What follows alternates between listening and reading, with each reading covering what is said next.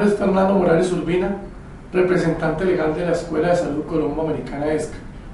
Hoy les voy a hablar sobre el programa de Auxiliar en Salud Oral.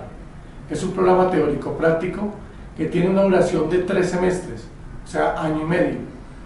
Hay prácticas desde el primer semestre, aumentan en el segundo y mucho más en el tercero. Nuestros docentes son profesionales, especialistas en cada una de las áreas. ¿Qué hace el auxiliar en salud oral?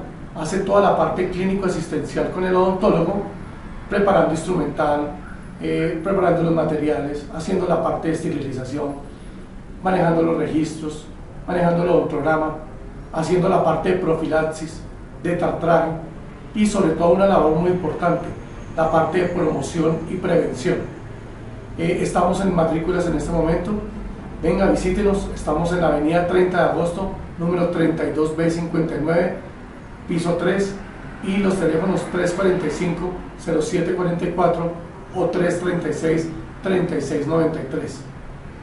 Gracias.